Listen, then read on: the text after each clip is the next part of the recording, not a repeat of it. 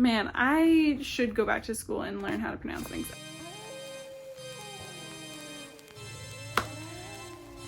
Oh my goodness. Literally, this video is everything I care about.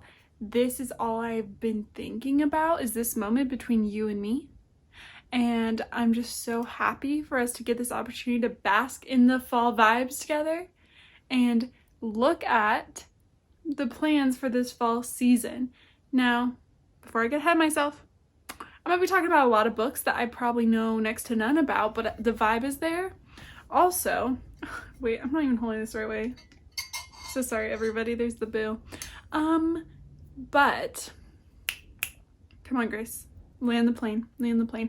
Okay, so I have a lot of books to talk about today, but I also really wanted to take this time to kind of discuss how I consume my books and how I read a lot of books or get access to a lot of books without buying every single book.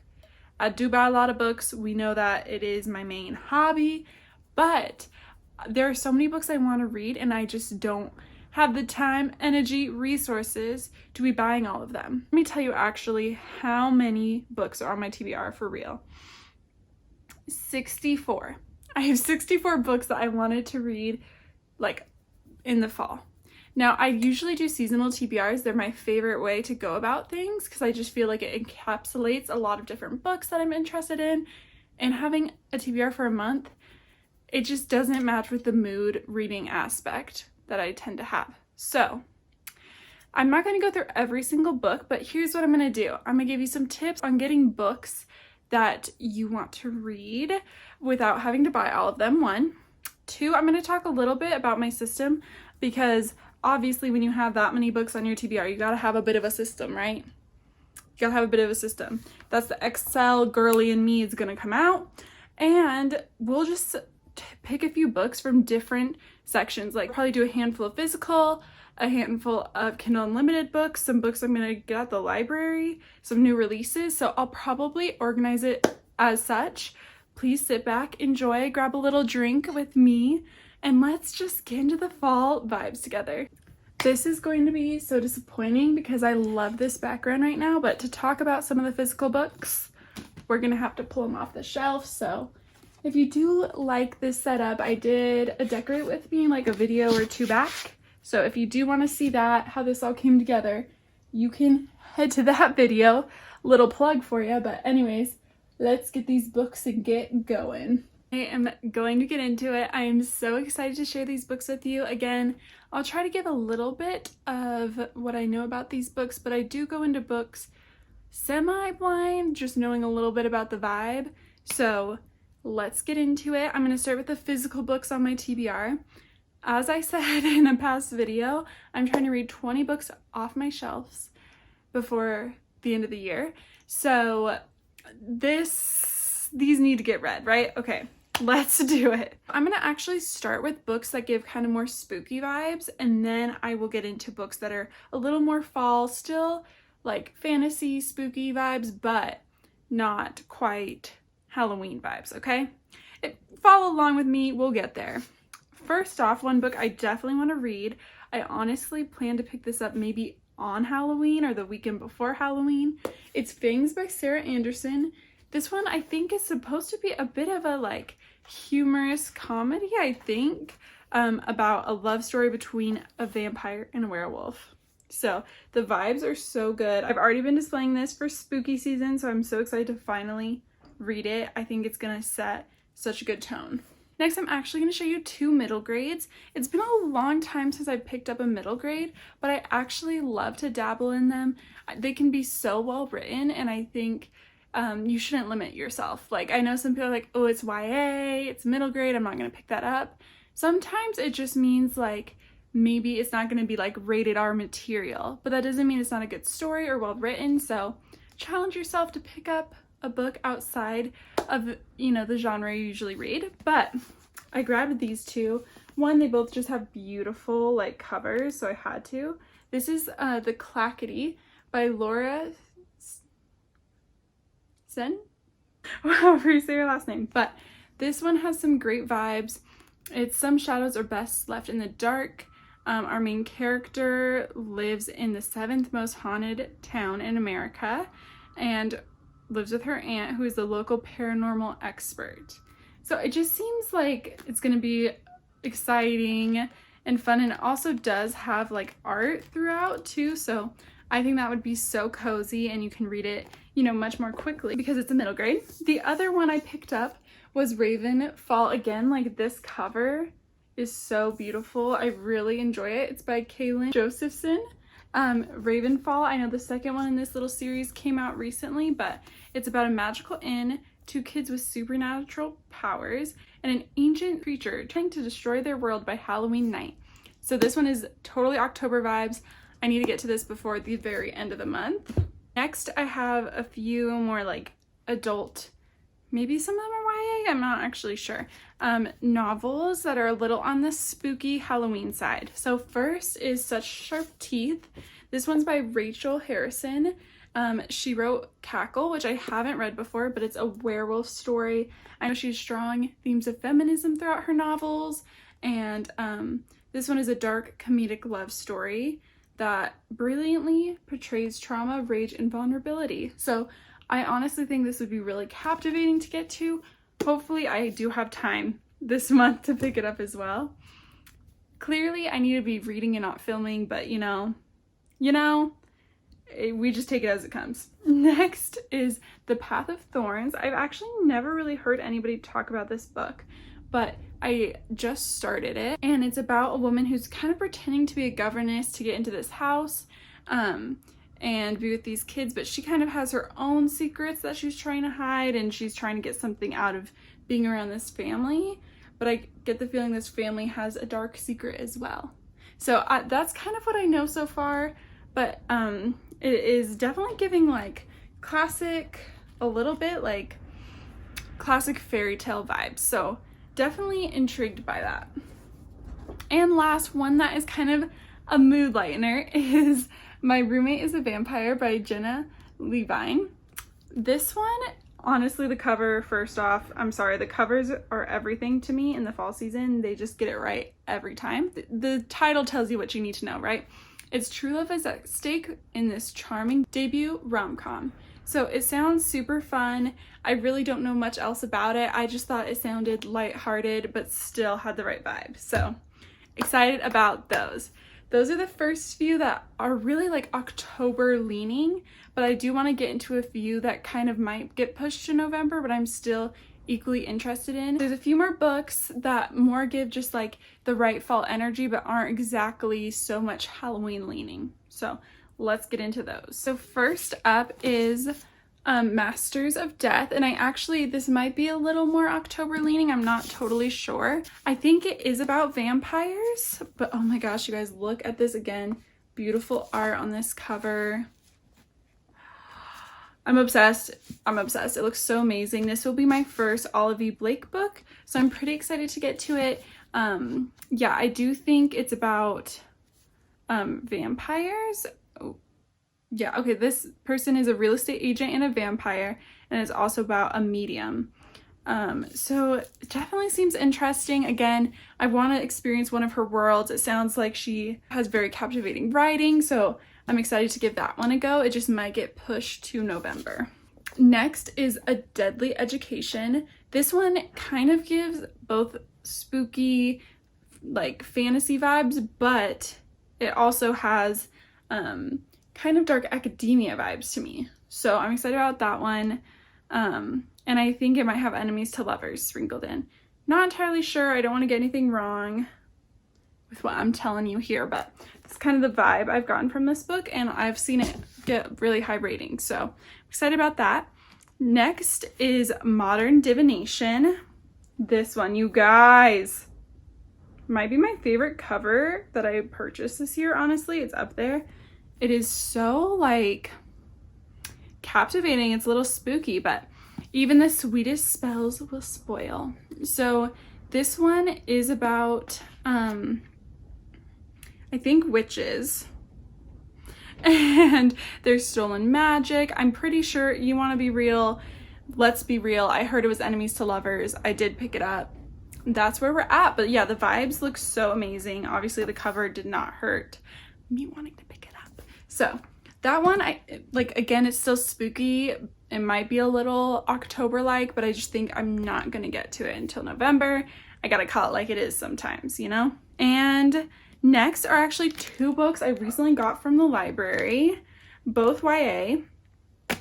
Tip number 1, but a serious tip, is go to your library. These are both new releases this past month in September. Both of these were released, and I just kept checking my library to see when they would come in, and you can always put a hold on them.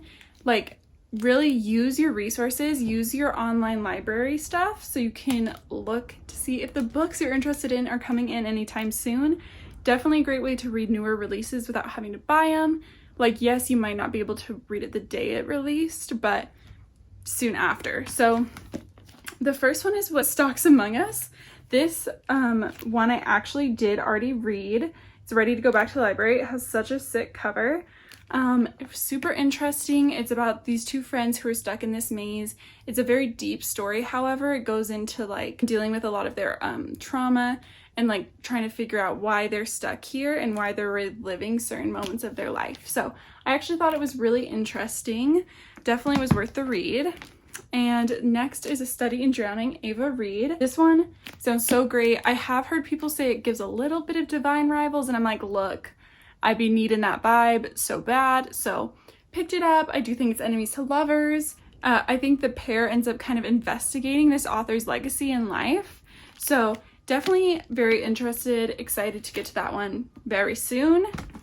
And last, this book literally screams autumn to me. I don't know about you guys, but it's Anne of Green Gables. I have never read it, you guys. I loved the show growing up. Okay, that's where my love for enemies to lovers started, well and truly, was Anne of Green Gables. Like, I love how he picked on her, and she was like so grumpy with him, but it like anyways, yeah, that was a big flashback. Gilbert is where it all started for me. But anyways, never picked it up, so I really would like to pick it up this year, probably in November.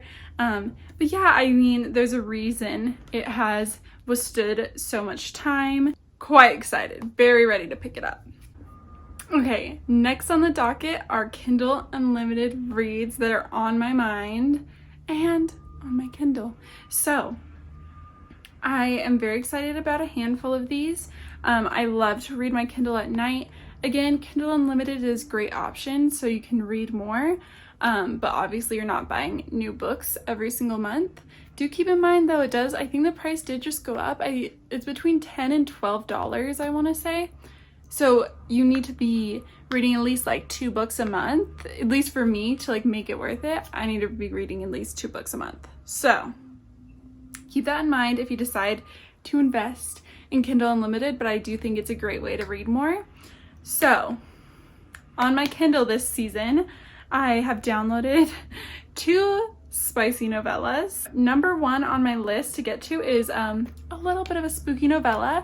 Please check the trigger warnings. I've not even checked them all yet, so if I check them and don't like them, I won't be reading it, but it's Riding the Headless Horseman. I've seen a lot of girly pops talk about it. I don't really read monster romance, but you know, there's a first time for everything. Next on my list is Wolf Gone Wild. This one is by Juliet Cross. There's a whole series that comes after this first one. So I thought it'd be fun to dip my toes in, see if it's something that I want to keep reading. It definitely sounds fun. I have a lot downloaded on the Kindle right now, but another one that I do want to read is Empire of a Vampire. You guys, this one is a long one. This is like a time investment. I think it's over 600 pages. So if you've read this one, please let me know what you thought. Let me know if it's worth the time and effort. But again, reading on your Kindle, you feel like it's not as long, so maybe I could handle it. And the last one that I really want to get to this season is Morbidly Yours. Again, check the trigger warnings on this. I think it's like a very sweet romance, but I know it deals with grief and loss of family. So just keep that in mind if you're going into this book. I just started it, and she does do a great warning at the beginning of the book too, but just know like it's dealing with a lot of grief for sure. So I'm really advocating for a library card in this video, but if you have a library card, a lot of them have access to like Libby, Hoopla. I've heard a few different ones. Those are two that my library does, and they're great resources for reading more books that you don't want to purchase. I love Hoopla. The only qualm I really have with it is like, if you get an ebook, you have to read it on your phone or iPad or device. You can't send it to your Kindle like you can with Libby. Keep that in mind because I prefer to read on my Kindle. But a few books that I have access to through my Hoopla, and I also don't know if it differs from state to state or from library to library, so truly just go on your library's website, look into it, or go into your library and talk to someone who works there. In my experience, librarians are very friendly and helpful, so reach out, figure out what you have access to, because you have access to more than you think, and it is worth looking into. But here are a handful that were on my Libby that I hope I can look into. First is Hollow by Shannon Walters. This one has such a nice, like, spooky vibe. It's about a group of teenagers that live in Spooky Hollow, and kind of them dealing with the Headless Horseman and other things going on in their town. It looks really cute. I'm excited to get to that one for October. Another one that kind of gives October vibes is Unfamiliar. This one is by Haley Newsome. It seems so cute. It's about a little cottage witch and her journey through life. I'm not sure the details, but it looks super adorable, and I really want to get to that one as well. Oh my god, why can't I just like be a person? It's just like really incredibly hard right now. Okay. The last segment of today's video is new releases that are coming out in the next few months that I hope to get to. I'm only going to include standalones in this little segment because in my goals for the end of the year, I did include a lot of books that had new installments in the series coming out. So if you want to hear about series and new releases in that arena, I'd head over to that video. I'll link it for you guys. But in this one, I'm going to talk about some standalones that are coming out or have come out recently that I'd love to get to before the end of the year. First is a book that was actually released on September 5th, but I haven't gotten a chance to pick it up or get around to it yet. It's The Library of Shadows. This one is by Rachel Moore. It is about a girl in high school who falls in love with a ghost in the library. Honestly, I don't know much else besides that, but it sounds like it's gonna have good, spooky, but cute vibes. That's the hope, that's the dream, so we'll see where it takes us. Next are two that I'm pretty sure are YA novels. The first one released on the 26th of September. This one is called Thief's Gambit. It seems really interesting. The reviews are great. Again, I haven't looked too far into it. It kind of gives heist vibes, but definitely seems like it'd be up my alley. And the other YA novel I've been interested in is Curious Tides by Pascal Licello. Don't know if that's how you say her name, but again, it just had some good vibes. Honestly, I can't even remember the synopsis, but seemed interesting. That's what I can give you there.